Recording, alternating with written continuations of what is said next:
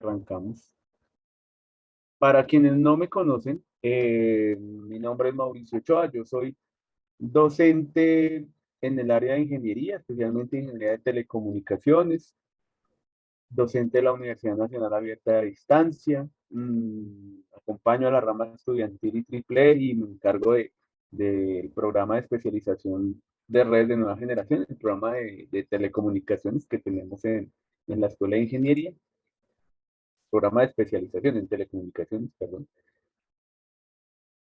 Y me gusta mucho la investigación, como a casi todos los docentes, creería que no hay alguno que les diga a ustedes que no les gusta investigar.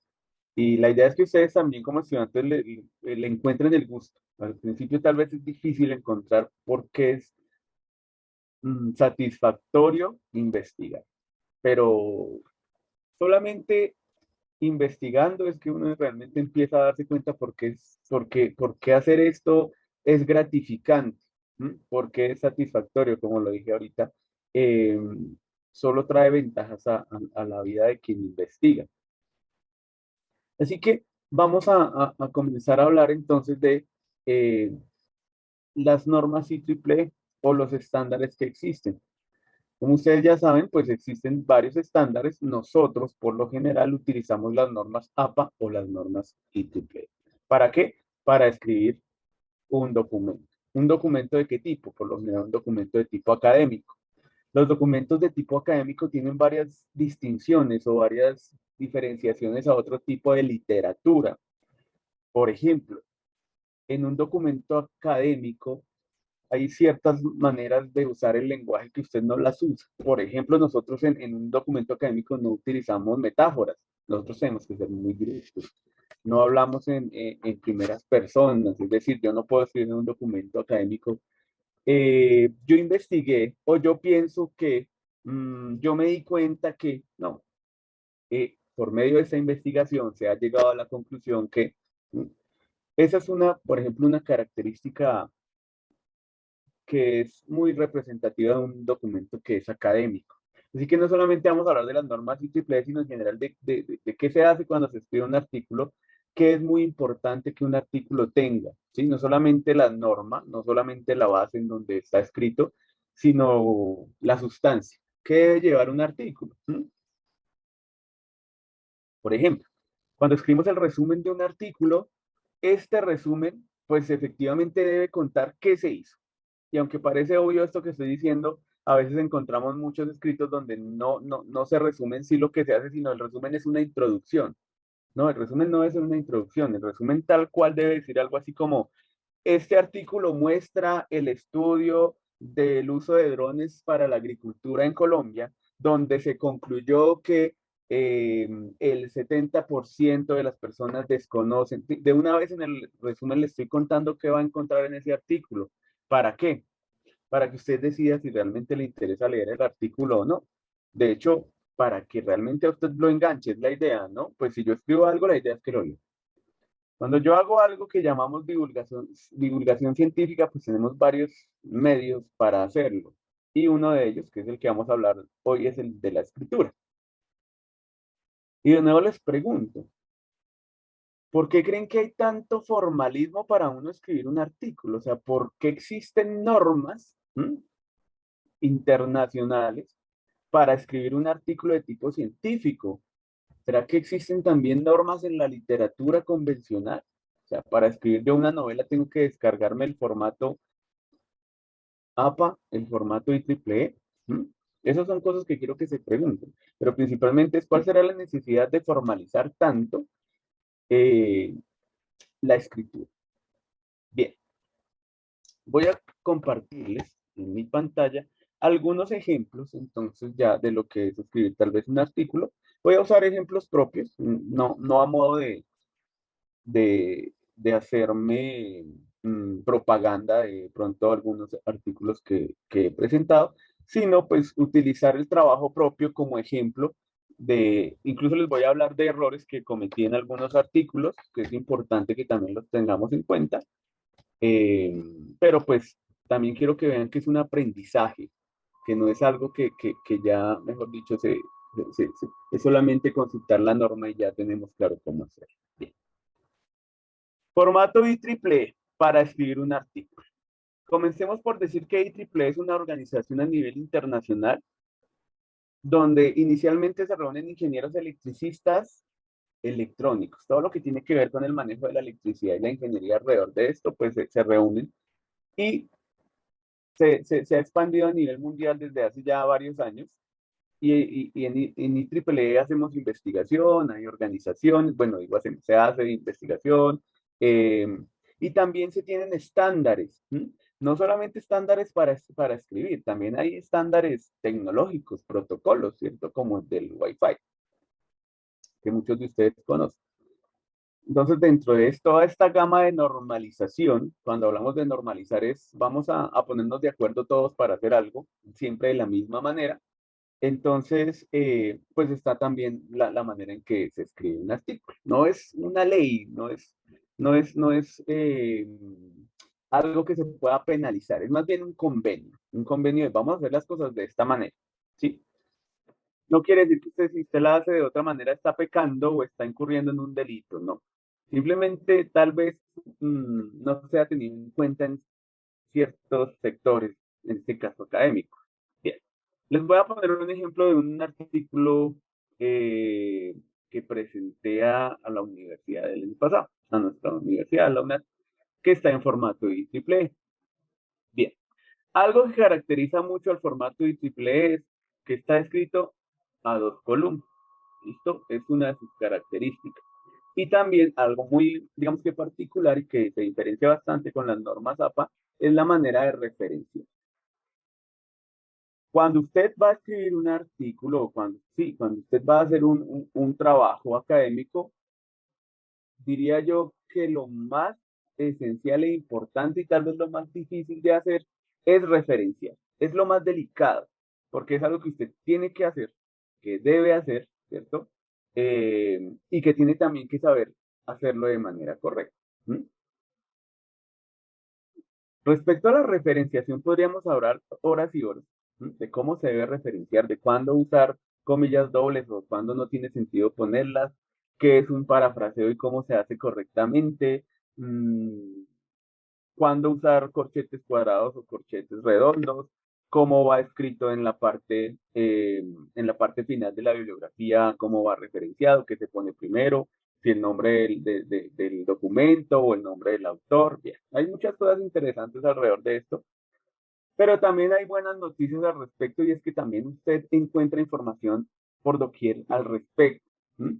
Por eso mi charla no era enfocada a decirles, bueno, las normas APA entonces son dos columnas, el estilo de letra es este, tiene que ir de este tamaño.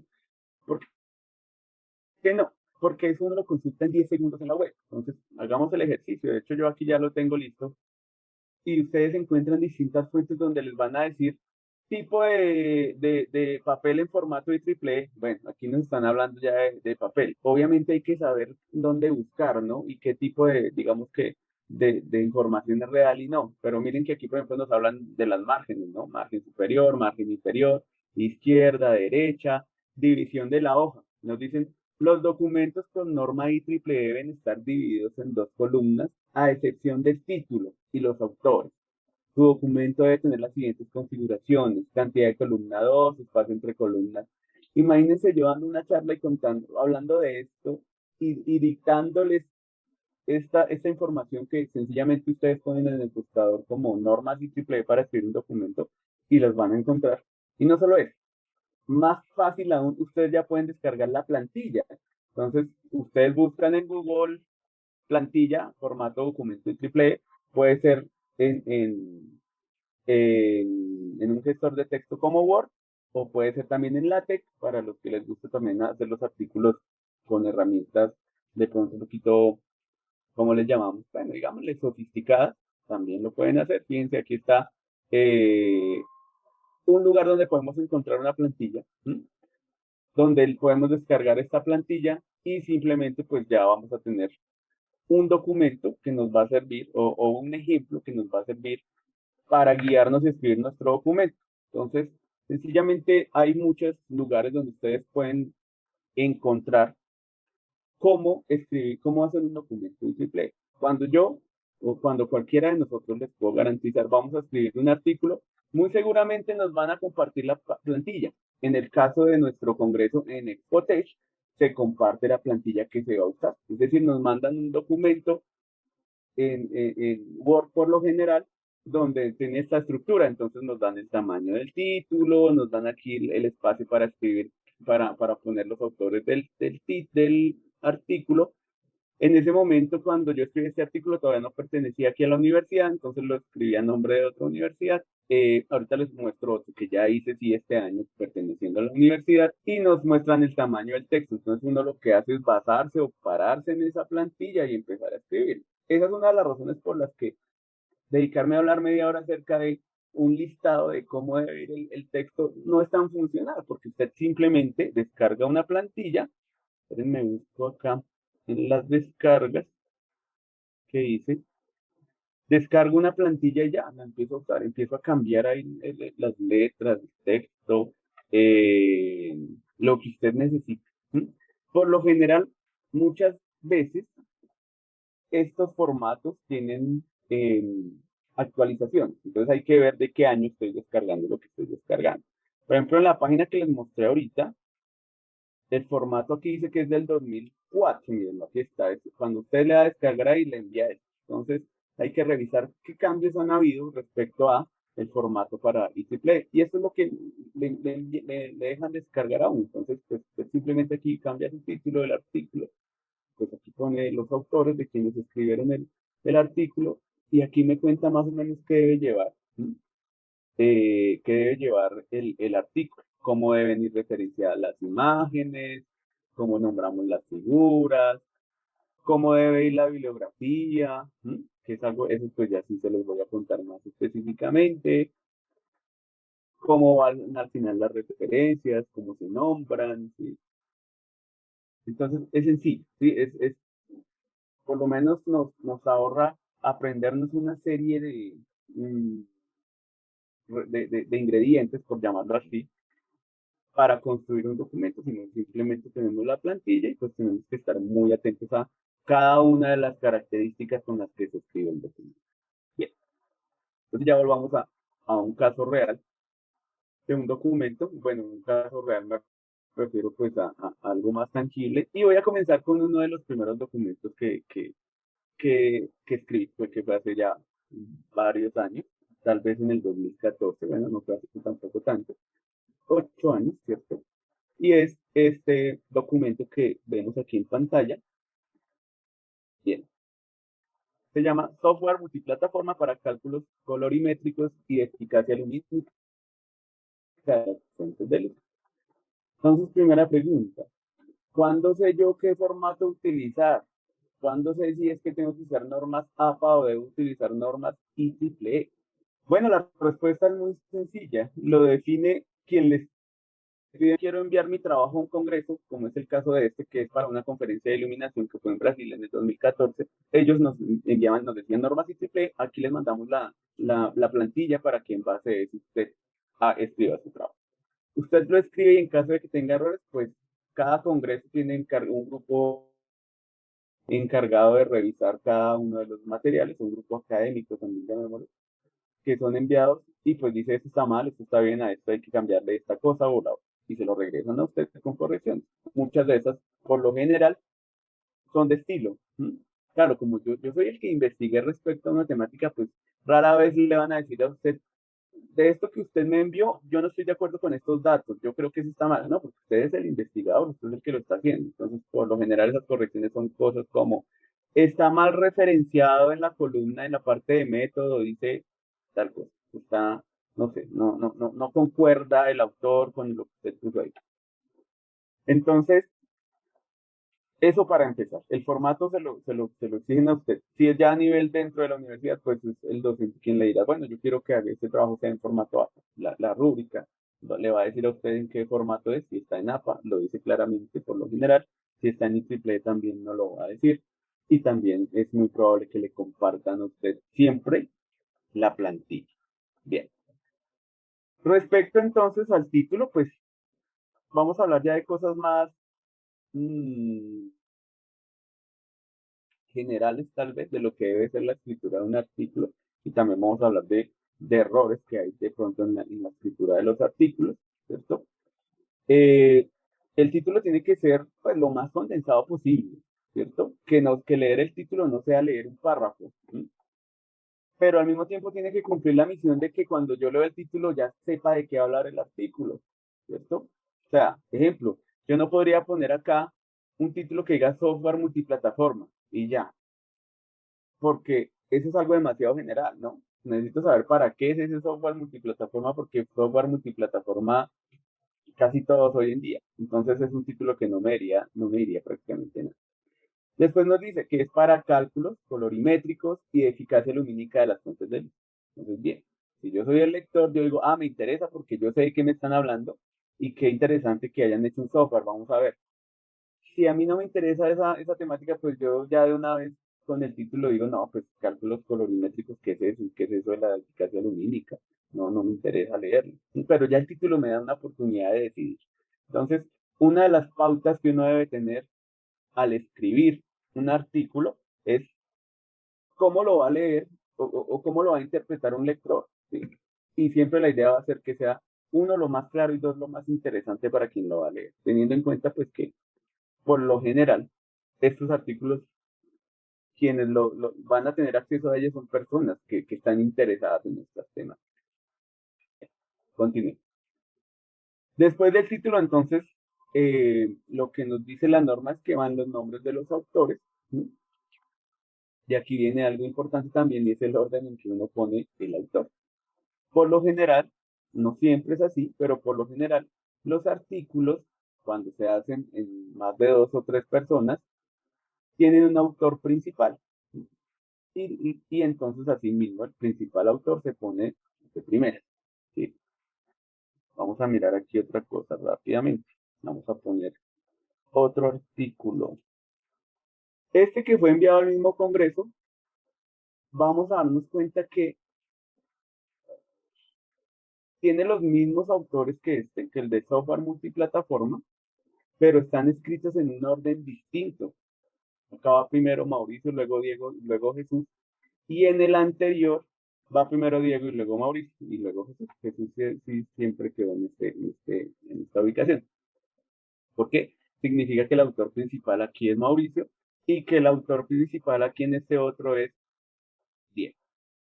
Acá este subíndice, bueno, o este índice exponenciado ahí, pues me tiene que dar información respecto a de dónde vienen esos autores. ¿Sí? Me van a contar de qué institución vienen. Por lo general, esto pues ya no lo he vuelto a ver, esto no se usa así por lo general, sino aquí mismo abajo va a estar la afiliación de cada uno de ellos y va a aparecer a qué institución pertenece. Si se dan cuenta, aquí los tres tienen uno ahí arriba, pues porque los tres pertenecen a la misma institución. En este de acá, si nos damos cuenta, de una vez ahí me están diciendo de dónde vienen estos personajes que escribieron este artículo. ¿Mm? Es importante eso tenerlo muy en cuenta. Bien, el resumen en inglés, pues para que sea, digamos que dirigido a todo público. Se suele usar, no es obligatorio. Como vuelvo y les comento, hay ocasiones donde se escribe artículo en español y seguido de él va en inglés. Hay ocasiones donde se pone solamente en inglés. E incluso también simplemente se pone en español. ¿Listo? Esto también tiene mucho que ver con los organizadores del evento o con lo que les hayan solicitado. En esta parte sí digamos que hay cierta, pues yo he encontrado cierta flexibilidad al respecto. Índice de palabras, ¿sí? O sea, ¿cuáles son como los elementos más importantes? ¿Para qué se pone este índice de términos? Y es muy importante. Yo antes me preguntaba como, pero esto de palabras más importantes como uno, ¿para qué pone eso? O sea, ¿qué sentido tiene? Y la razón es para las búsquedas. Cuando usamos buscadores dentro de plataformas de artículos científicos, pues la idea es buscar, o la idea es poner acá, más bien, palabras pensando en qué va a buscar alguien que esté interesado en este tema, qué va a poner alguien en un buscador que esté interesado en este tema, pues lo más relevante, ¿cierto? Por ejemplo, acá índice de reproducción del color, índice de calidad del color, temperatura de color, eficacia lumínica, esfera integradora, Fíjense que las palabras aquí encima, en sí no son una sola palabra, sino pues son conjuntos de palabras. La primera, por ejemplo, son 5 palabras. Pero esta parte del índice de términos o palabras clave también llamadas, va dirigida a las búsquedas que las personas van a hacer para buscar información. La idea es que mi artículo les pueda aparecer. Bueno, listo. Entonces, bien. Eh, Vamos a mirar entonces ahora, más o menos así muy rápidamente, qué dice un resumen. Este resumen dice, el presente artículo muestra el panorama actual de la agricultura colombiana y su tecnificación como respuesta a la cuarta revolución industrial o industria 4.0. De igual manera, se presentan las tareas de apoyo de drones y visión computacional para la mejora productiva del sector agrícola del país, sin dejar de lado las dificultades presentes en la inserción de nuevas tecnologías y el impacto en la sociedad que esto tiene. Se contextualiza acerca de la integración de la analítica de datos, el Internet de las cosas, la robótica y la adaptación a aplicación en la agricultura enmarcada dentro de la industria 4.0. Listo, entonces a mí ya me quedó claro hasta ese punto de qué trata este artículo. Para mí, desde mi punto de vista actual, el resumen ya está muy extenso porque tiene otro párrafo más. ¿Qué más nos cuenta el párrafo? Dice, se identifican las fortalezas y crecimiento industrial que darán al sector rural el uso de drones para el manejo de cultivos, recolección de datos en campo, fumigación, prevención de plagas y control de producción, entre las múltiples tareas que se optimizan en el uso de elementos de industria 4.0. Lo anterior con la finalidad de plantear retos y oportunidades para la ingeniería en Colombia y la nación en general al apostarle a la inserción tecnológica de elementos robóticos como los drones. Bueno, queda muy claro qué se va a hacer o de qué se va a hablar en ese artículo. Hay cosas que se podrían quitar. Recuerden que el resumen, la idea del resumen es que sea lo más corto posible, ¿no? Pero que me cuente efectivamente de qué habla el artículo, si va a estar interesante o no va a estar interesante. Y listo, nos vamos con palabras clave: agricultura de precisión, industria 4.0, dron, fotogrametría y analítica de datos. Bien. Hasta ese momento, quisiera hacer una pausa para no extenderme tanto y perder la atención de ustedes a lo que les estoy contando. Entonces, la pausa es para que, no sé si alguien tiene alguna pregunta. Ahí Iván nos compartió en el chat, nos compartió la asistencia para que porfa la completen. Entonces, me gustaría saber si quieren saber algo hasta el momento o van a hacer preguntas más adelante de lo que hemos dicho hasta ahora, ¿no? Tanto como ahorita. Bueno, entonces, si no hay preguntas, me gustaría alternar la presentación en este momento con el saludo de Ivonne y la presentación de la rama estudiantil, si estás de acuerdo, Ivonne, como por refrescar un poco la charla con un cambio de temática momentáneo. Nada, bienvenidos todos a este encuentro que tenemos, nuestro primer encuentro ya directamente con la rama. Nuestro objetivo es que ustedes, pues nada, se capaciten, aprendan un poco más sobre diferentes temáticas y bueno, entonces vamos a hacer una breve presentación, vamos a hablar un poco de lo que se está avanzando directamente con la rama, IEEE, qué es, porque realmente es lo que es, ¿no? Porque sabemos que IEEE está alrededor del mundo, pero ¿por qué? Porque es como una institución que realmente es muy renombrada y es muy conveniente para realmente cualquier tipo de carrera, ¿no? Entonces voy a hacer la presentación, me avisan si se puede visualizar. Listo, perfecto.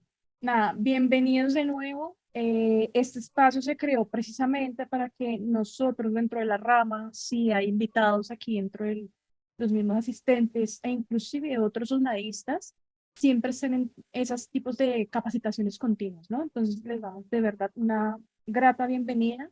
Yo soy Ivonne Martínez, estoy en la presidencia de la rama IEEE durante el periodo 2022-2023. Junto conmigo pues están otras chicas directamente en la junta directiva y queremos pues simplemente indicarles también qué hace una rama dentro de IEEE, ¿no? Y es que nosotros hacemos apoyo a este tipo de educación continua. Por ejemplo, en este caso tenemos un mini cursillo que realmente es como hacer un informe realmente, porque es importante saberlo hacer, saber qué lleva, qué no lleva y estructurarlo, ¿no? Finalmente esto es para que lo lea otra persona más que para nosotros. También la idea es capacitarnos, apoyarnos también académicamente y que formemos una comunidad más allá de la misma universidad, que haya inclusive ayudas entre nosotros que somos directamente mm, estudiantes, ¿no? Entonces, la idea es intercomunicarnos entre carreras, entre universidades. Y de alguna manera IEEE se ha consolidado como un gran espacio para qué, para acceder tanto a competencias nacionales como internacionales. Ya vamos a ver un poco de algunas que son las más renombradas y porque es como realmente interesante, ¿no? Para muchos, no solamente para determinadas carreras. Y más allá, pues la idea también es hacer una creación de capítulos. Esto, pues necesitamos estudiantes que estén siempre activos, van a haber diferentes capítulos dependiendo de la carrera, dependiendo también de los mismos intereses. No necesariamente se tiene que ser de ingeniería para estar en nuestros grupos. Y también pues tenemos los grupos de afinidad, que la idea también es de IEEE consolidar este tipo de ramas, este tipo de espacios, es ayudar también a incentivar, por ejemplo, a las mujeres en el campo del STEM. Entonces, por ejemplo, están los grupos de afinidad web. Más adelante, pues nuestra idea es consolidarlo directamente como rama. Llevamos muy poco tiempo consolidándola, pero bueno, ha sido un proceso extenso de autoaprendizaje y nuestra idea también es ayudar a la universidad y ayudar en otro tipo de espacios, ¿no? A que ustedes también accedan a este y sean espacios en su mayoría libres o que realmente sean de enfoque para nosotros, ¿no? Entonces, dentro de las mismas ventajas que tiene IEEE es que convenientemente se puede acceder a diferentes revistas, unas bimestrales, otras semestrales. Muchos de los congresos que se presentan a nivel nacional e internacional presentan sus artículos en ese tipo de espacios. Igual IEEE.tv, un espacio abierto para los que tienen la membresía directamente activa. Y hay videos. Muchas veces los que publica también el IEEE Spectrum pueden ver videos complementarios y pues multimedia directamente en IEEE.tv. Además de esto, pues como les comenté, es muy bueno el espacio porque hay competencias internacionales.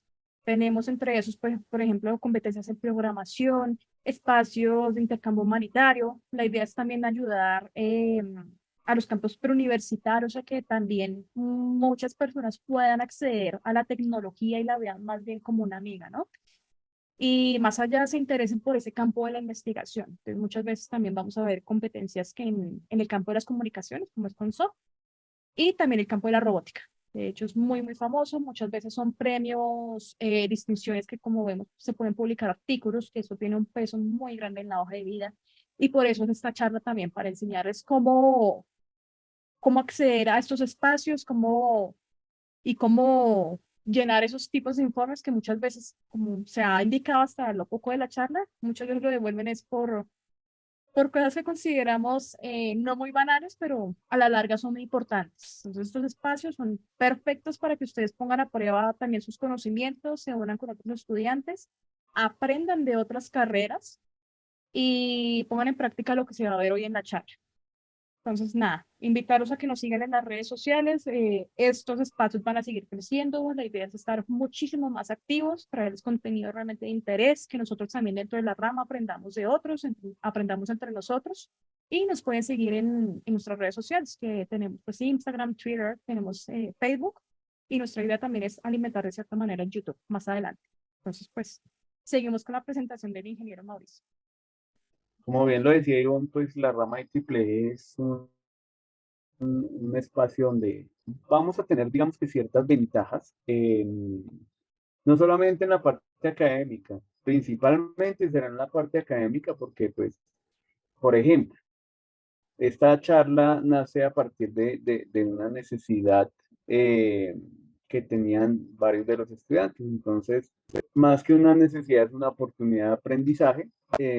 Y pues no siempre uno tiene en cualquier contexto la oportunidad de decir, bueno, necesito que alguien me hable de esta temática. ¿Sí? Y se hace la charla. O sea, se hace el espacio, se abre el evento. Aparte de eso, pues vamos a tener la oportunidad de conocer a personas de otras carreras relacionadas a la ingeniería de nuestra institución. Y no solo eso, viendo más allá, también podremos interactuar con estudiantes de otras universidades, con docentes también de otras universidades, con investigadores a nivel nacional, incluso internacional. Así que pertenecer a un grupo como la rama IEEE, pues es una ventana muy favorable para quien está en proceso de academia y quienes ya no lo están, porque somos varios los docentes que después de haber terminado nuestro pregrado seguimos vinculados a IEEE durante varios años. ¿Sí? Trae muchos beneficios y si lo hablamos ya de una manera más, no sé cómo llamarlo, pero de una manera más práctica, pues para la hoja de vida es bastante bueno tener este tipo de eh, reconocimientos o esta información dentro de una hoja de vida que yo pertenecía a una rama estudiantil o que aún hago parte de IEEE como miembro activo, que tengo una membresía, que he escrito artículos para journals relacionados con IEEE directamente.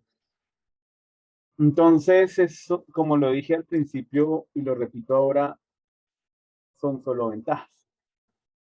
Para continuar, entonces, ahora sí quiero que me ayuden ahí en el chat o si quieren abrir el micrófono, me cuenten o respondan a la pregunta que les hacía tentativamente al principio.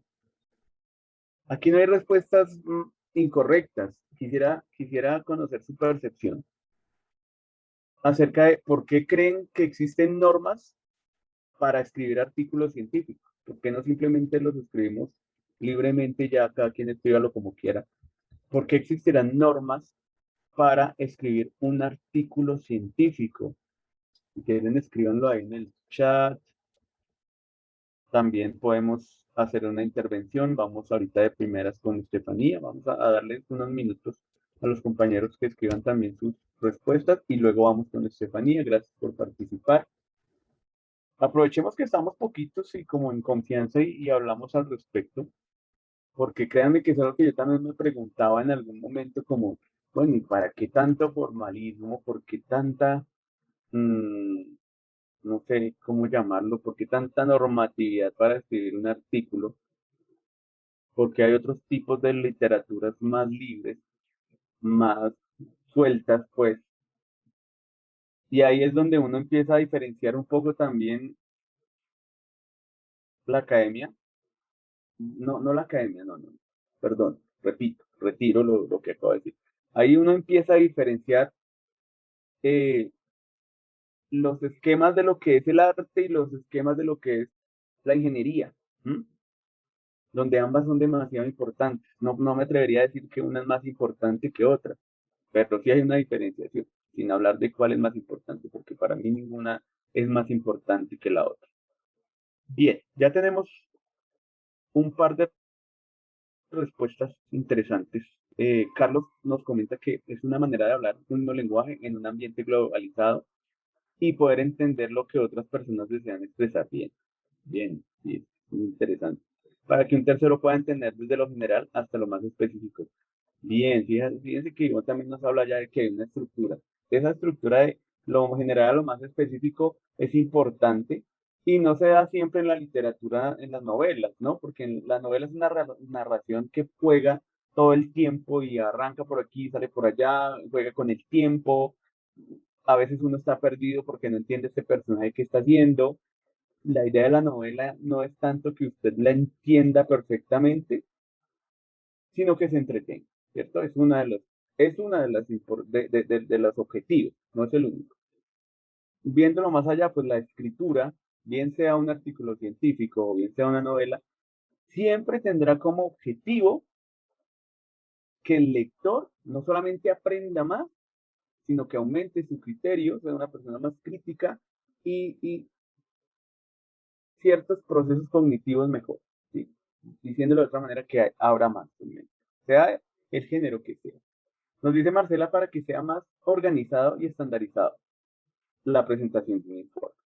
Bien, ahí ya casi que tenemos la respuesta. Escuchemos a Estefanía. ¿Qué opinas, Estefanía? ¿Aló, me escucha? ¿Y te escuchamos? Fuerte y claro. Bueno, pasa que ¿Por qué es tan importante tener normas para escribir un artículo científico? Es porque muchas veces las noticias o las noticias de estilo El Tiempo, que a veces le gusta sacar temas también de ciencia o de ingeniería, ellos hablan de una manera más general, nosotros hablamos de una manera más técnica y para poder identificar de una noticia de, no sé, como estilo El Tiempo o inclusive Nagir, nos permite como tener una estructura normalizada o un estándar para poder manejar toda la información y pueda ser entendible para el lector. Muy bien, bien, Estefanía, muchas gracias. Bien, me alegra ver que, digamos que todos apuntamos a lo mismo, si se dan cuenta. Y entonces, esa estandarización, la razón principal es que sea sencillo para el lector, ¿sí? Sin decir entonces que las personas que leen artículos científicos no puedan entonces leer una novela o el que lee una novela no puede entender el artículo científico. No, lo que pasa es que vamos a seguir haciendo la diferenciación entre una novela y un artículo científico y en el siguiente aspecto. Tienen objetivos diferentes. El objetivo principal de un artículo científico, ya lo dijimos ahorita, es la divulgación científica. Entonces, cuando yo, como lector, quiero enterarme de un tema, pues la estructura del artículo tiene que brindarme ciertas herramientas. Entonces, vamos a regresar a lo que estábamos viendo y vamos a encontrar esas herramientas que están ahí y que me van a servir para guiarme más. Entonces, por ejemplo, y entonces yo empiezo aquí a leer esta introducción donde dice, actualmente en Colombia cerca del 13% del PIB está representado por el sector agrícola. Productos como el café, el banano, flores, caña de azúcar y arroz, entre otros, son de alta demanda internacional y ahí hay uno, ¿no? Entonces, como esto ya está estandarizado, quien ya está acostumbrado a acceder a este tipo de documentos, sabe que ese uno me va a llevar a una reseña bibliográfica. Y es más, sin ir a buscar la reseña, yo ya sé que eso que acabo de escribir ahí tiene un sustento teórico, o sea, que no se lo inventó quien está escribiendo el artículo. Cosa distinta que pasa en una novela. Una novela que por lo general es ficción o es la narración de algo que ocurrió, pues no tiene la necesidad de estar todo el tiempo haciendo este tipo de referenciación. Sí hay referenciación en las novelas, sí hay, ¿cierto? Sí existe, no es con normas IEEE y tampoco con normas APA, por lo general se usan subíndices o sobreíndices para en pie de página decir de dónde viene algo cuando digamos, es necesario explicar. Pero por lo general en las novelas no es necesario. Usted simplemente está escribiendo algo que viene en la imaginación del autor, de usted como autor. En cambio acá, al ser este un artículo científico, yo tengo que garantizarle a la persona que está leyendo eso que lo que yo estoy escribiendo lo investigué, lo consulté, que viene de algún lado, ¿m? Que tiene un sustento bibliográfico, tiene un sustento científico eso que le estoy diciendo. Por eso es tan importante la referenciación. Por eso los profes molestan tanto con esto, se no puso aquí referencias. Entonces usted me está diciendo que eso lo escribió usted o que eso lo investigó usted. Puede estar entonces usted pasando por encima del trabajo de años de otra persona, ¿m? De la investigación de toda la vida de alguien. Por eso es importante referencia. ¿Listo? Por eso incluso se llegó a convertir en un delito el no referenciar, ¿no? Por ahí hay memes incluso. Dice que ya hoy en día, pues el meme es otra manera otro, no sé, otra clasificación de contenido. Hay memes donde aparecen personas en la cárcel y dice mi compadre y yo en la cárcel por no haber referenciado bien el artículo, ¿sí? Que pues no sé a qué nivel pueda ser chistoso o no. A mí sí me causa gracia, pues ya no porque lo he visto varias veces. Pero entonces es así tan aceptado en el ambiente que ya muchos sabemos que hay que referenciar, ¿listo? Ahora lo otro es, ¿cómo se referencia? Pues en IEEE usamos paréntesis cuadrados sin número para que yo después en la bibliografía o referencias pueda encontrar de dónde viene esa fuente, ¿sí? Entonces aquí, referencias, la uno. ¿Qué es la uno? Mincomercio, Gobierno de Colombia del 2021, Oficina de Estudios Económicos, y aquí hay un enlace. Listo. Entonces, bueno, es una fuente, llamémoslo fiable, no seria, fiable. Fiable. Es distinto hablar de algo serio a algo confiable. Entonces acá, eh, la idea es, ¿de qué depende ese número? Pues del orden en el que yo voy a utilizar mis fuentes bibliográficas. También es importante tener esto en cuenta. Cuando yo escribo un artículo, pues va a haber unas fuentes bibliográficas más importantes que otras. ¿Cómo así? Sí, va a haber un texto que yo consulté que fue realmente como la base de donde yo hice eso, no es que lo esté copiando tal cual, no, que me basé mucho en eso, fue muy importante para mí, entonces probablemente ese va a ser mi, mi, mi referencia uno. También a veces lo ponemos según la importancia, no solamente según en qué momento va a aparecer dentro del artículo, sino qué tan importante fue para mi artículo esa otra referenciación. ¿Sí? Es tan importante la referenciación porque volvemos aquí a las palabras claves. ¿Qué pasa? Entonces, si yo voy a escribir un artículo, digamos que va a empezar de cero, si voy a hablar de drones, entonces me meto a un buscador para encontrar información acerca de drones y pongo agricultura de precisión con drones. Entonces, el buscador, una plataforma, por ejemplo, como Scopus o como IEEE Explore, me va a mandar a todos los artículos según el año que tengan relación con agricultura de precisión en drones. ¿Cómo los va a encontrar? Pues, entre otras cosas, por medio de las palabras clave, obviamente también el título, pero no siempre en el título va a estar lo que estoy buscando. Y entonces, cuando yo ya vaya a escribir mi artículo, tengo que referenciar ese otro artículo que yo encontré. ¿Mm? Y es muy bueno para un autor que en otros artículos lo estén referenciando. Simplemente bueno, sí, es bastante importante. Por eso que encuentren mi artículo es importante. Si yo escribo un artículo, es muy bueno que la gente lo lea. Y no solamente que lo lea, sino que lo use como referencia en lo que está escribiendo, ¿cierto? Eso en medio del ambiente de divulgación científica, pues me da realmente digamos que bagaje importante y me sirve mucho. Me da un reconocimiento que es muy esencial. Bien, ¿cómo nombramos acá las imágenes? Por lo general utilizando figuras, figura 1, figura 2, figura 3, número de figura, ¿cierto? Acá, por ejemplo, fíjense que hablamos de qué se va a mostrar en la figura 1 y luego le ponemos un título de qué trata esa figura. Tengo que contextualizar siempre, tengo que decir de qué trata esa figura y de dónde salió. Con, en este caso, pues paréntesis cuadrados. Miremos entonces acá cómo se referenció. Fíjense aquí, figura 1, espectrómetro modular jazz de Ocean Optics. No dice de dónde salió. ¿Mm? ¿Por qué? Porque es una imagen propia. O sea, la tomó quien escribió el artículo. Ok, bueno, listo. Acá en esta opción hay un pie de página. Dice 1, Departamento de Electricidad Electrónica. Y recuerden que ese 1 se refería a él. ¿Dónde están los autores? Pero eso, como les digo, yo solamente casi que lo he visto en esta versión. Casi siempre los autores de una vez, después de los autores, va de una vez a qué institución pertenecen, incluso de qué ciudad son algunos. En la versión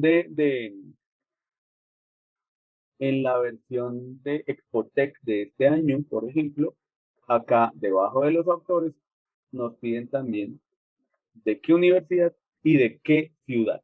Entonces, es importante todo. Bien, vamos a mirar errores, vamos a buscar cosas que no están como tan bien hechas en un artículo, cosas que no se deben hacer. Comencemos por la bibliografía. Acá, esto es algo que no se usa siempre, poner aquí los autores con su foto, de hecho casi ya no lo he visto, no lo he visto a ver. Miren la cantidad, pero aquí el error más grande, o no sé el error, sino la falencia más grande en este artículo es la cantidad de bibliografía. Es muy poca, solo 5 fuentes de referencia, es muy poco.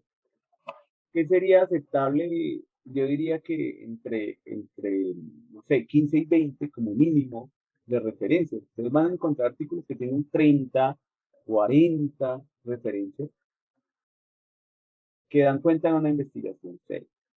No significa entonces que la gracia de un artículo sea entonces voy a llenar eso de referenciación, 100, 200, no. Las que usted necesite, pero pues no es necesario buscar solamente en un libro acerca de una temática. Si yo voy a hablar de algo, pues tengo que buscar varios autores, ¿sí? Entonces, 5 referencias son muy pocas. ¿Mm? son muy poquitas. ¿Sí? Eso quiero que lo tengan muy en cuenta. Ahora bien, un paréntesis acá. Hasta acá espero que haya quedado claro que este formato o estas normas IEEE las usamos para divulgación científica.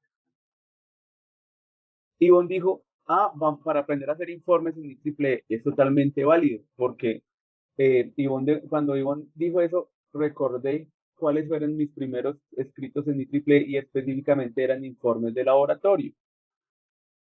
Cuando yo debo escribir un informe de laboratorio en formato IEEE es porque mi docente quiere que yo aprenda o tenga prácticas y habilidades en la redacción en formato IEEE.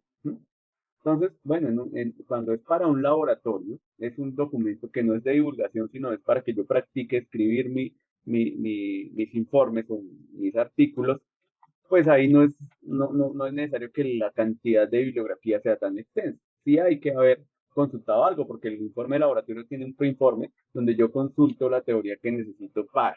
¿Sí? Eso para que le tengan muy en cuenta. Pero cuando es realmente un artículo serio que yo voy a presentar, pues necesitamos que existan muchas referencias. Bueno, muchas no. Más que esas pocas. Aquí rápidamente un ejemplo de un artículo, pero escrito en normas APA. Pues inicialmente la diferencia que salta a la vista es que no está escrito a dos columnas. Fíjense que este trae cuadritos, ¿sí? Trae recuadros. Porque así lo compartieron, así compartió la plantilla la institución que lanzó esta convocatoria para escribir artículos, buenas prácticas de assessment en ingeniería, pues llamó el evento al que se envió este artículo, que no está escrito a doble línea y cuya referenciación, pues al parecer, es normas. Digo al parecer porque a veces no hay a veces no se es tan estricto en ese tipo de procesos. Vamos a mirar aquí otro que tampoco está en IEEE. ¿Sí? No está, ¿por qué sabe uno que no está en IEEE? Pues porque no está a dos columnas. ¿Qué es lo siguiente que me ayuda a reconocer que no está en IEEE? Que no aparecen corchetes cuadrados con números dentro del texto. Miren que acá de una vez este arranca de una vez con la introducción, no tiene un resumen. ¿Sí? Cosa que es muy rara. El resumen siempre va, siempre. O sea, aquí me atrevo a decir que esto está mal, porque hace falta el resumen. ¿Mm? Pues es que aquí está el espacio, pero seguramente acabo de descargar una versión que no era la versión final de este artículo. Este artículo lo escribimos con un grupo de compañeros de varias universidades acerca de estrategias y metodologías de enseñanza en ingeniería durante el COVID-19. Y esto que me pasó acá de que descargué no la versión final, sino una anterior, fíjense que el resumen no está escrito. Yo siempre les digo a mis estudiantes, el resumen es por lo general lo último que uno escribe, pues porque si no he terminado el artículo, no sabría resumir exactamente qué va a tener el artículo. Y es por lo general lo que pasa. Cuando uno va a escribir un artículo, por ejemplo, cuando va a presentar su trabajo de grado aquí en la universidad, lo que he visto es que, o lo que yo hacía también cuando era estudiante de pregrado, es que uno comenzaba por el orden de los ítems que le aparecían. Y claro, entonces me aparece de primeras, pero no porque usted tenga que escribirlo de primeras, sino porque el lector debe acceder primero a él. Es lo más interesante para el lector.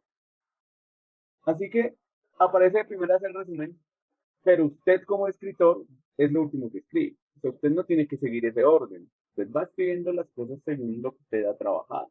¿Sí? No necesariamente arranco entonces con el resumen, luego la introducción, justificación. No, pues yo por lo general por lo que arranco es por el marco teórico, porque es lo que necesito. Yo necesito ir a la bibliografía antes de escribir cualquier cosa.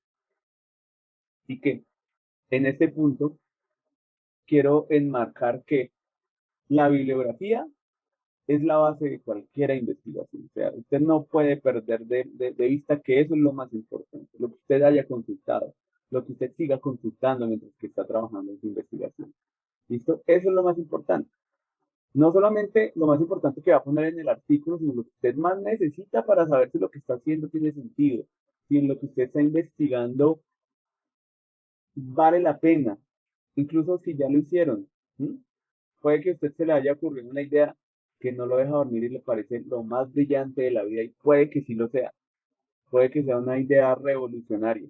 Y entonces arranca a trabajar, pero no se dio cuenta que eso existía ya hace un par de años, sino que usted no había tenido contacto con eso. ¿Mm? Eso puede pasar.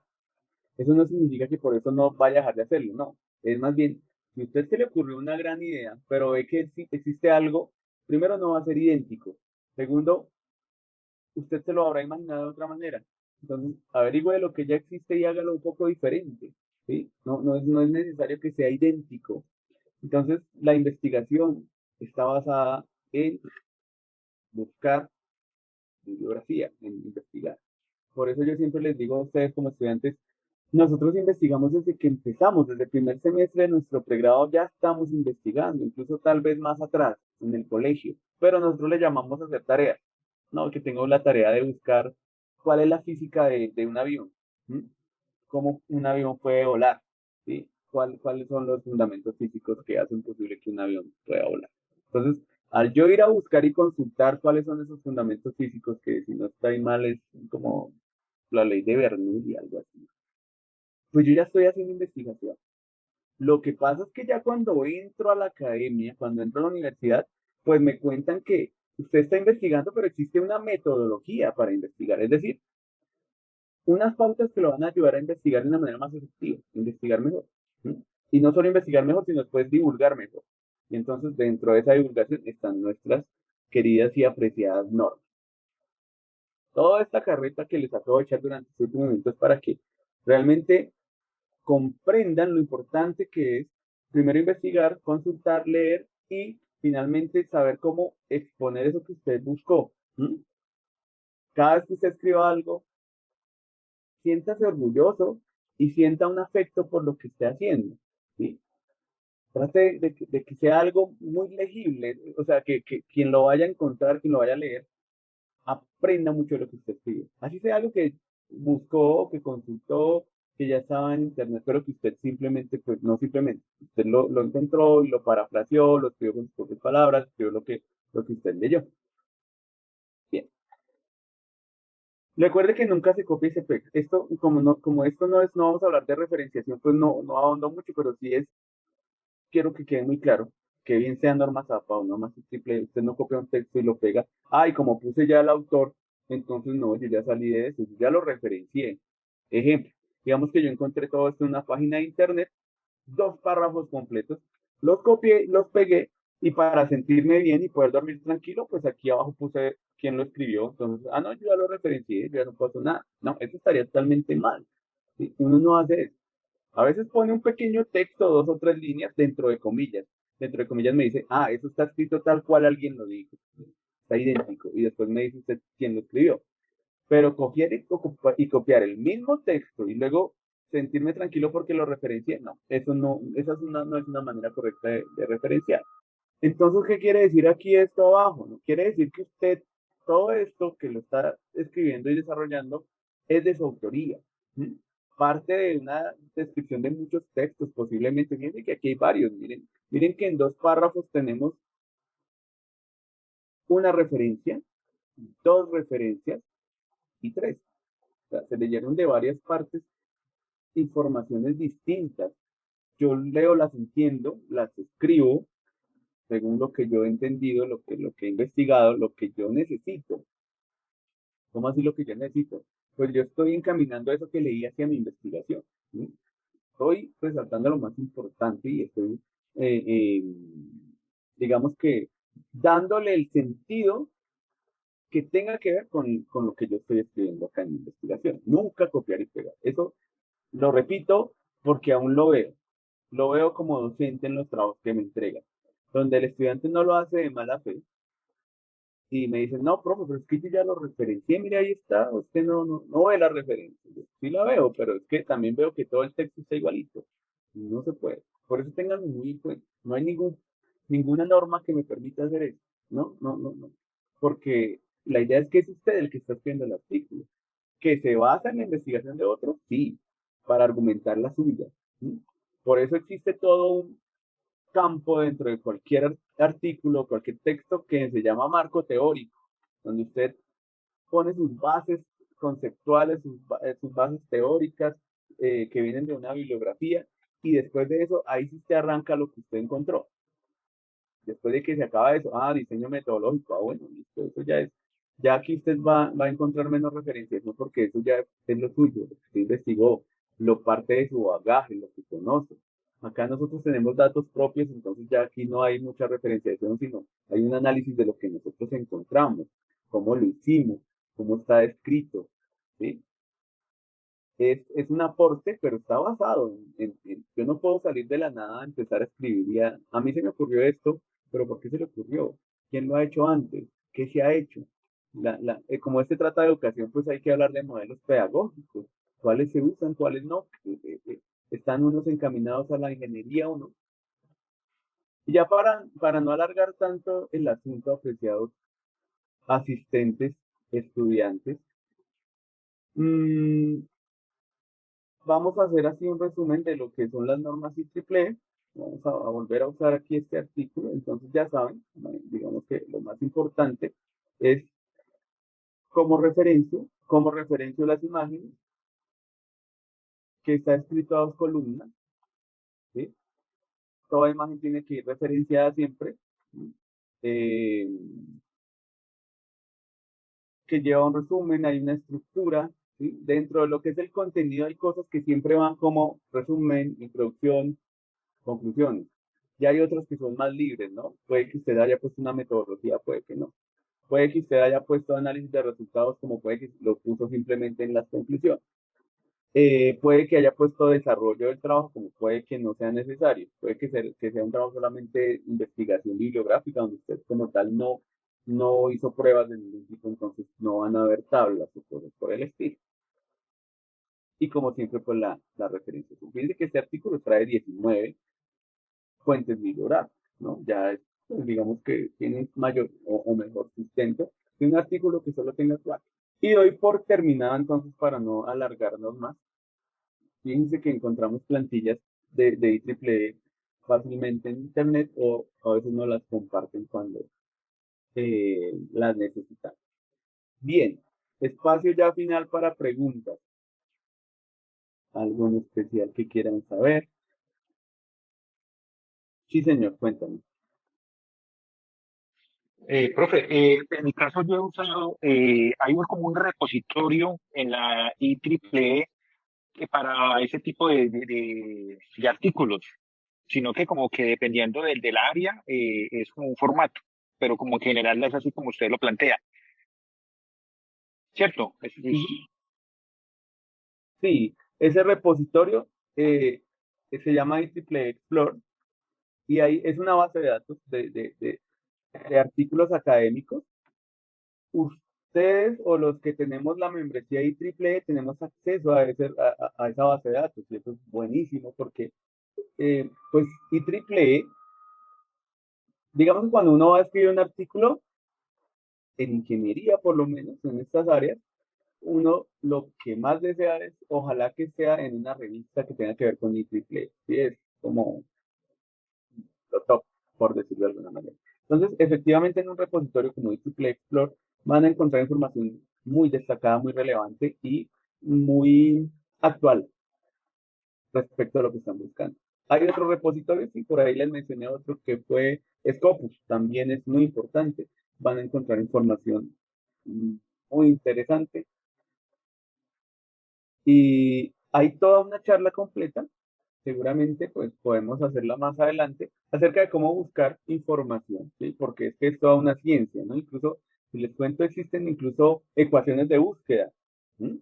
Donde usamos eh, operadores lógicos, como lo hacemos en las operaciones digitales, para escribir esas ecuaciones de búsqueda. ¿Sí? También tenemos en cuenta cómo organizar las palabras claves, los tesauros, mejor dicho, es toda otra charla que podríamos tener al respecto, que es muy interesante y seguramente la vamos a tener. Entonces, los repositorios y saber buscar en ellos, pues también es un conocimiento que vale mucho la pena adquirir.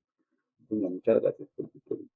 Bueno, apreciados asistentes, estudiantes, compañeros, colegas, ingenieros. Les agradezco mucho haberme acompañado la noche de hoy en esta charla. Eh, Queda grabada por si saben o conocen de alguien que pueda necesitar esta información. Le compartimos la grabación, claro que sí. Y nos vemos pronto. Muchas gracias por estar aquí esta noche. Un saludo a iPhone, también les deja un saludo. La asistencia, recuerden, si no están aún en la rama de triple E, por acá, bienvenidos.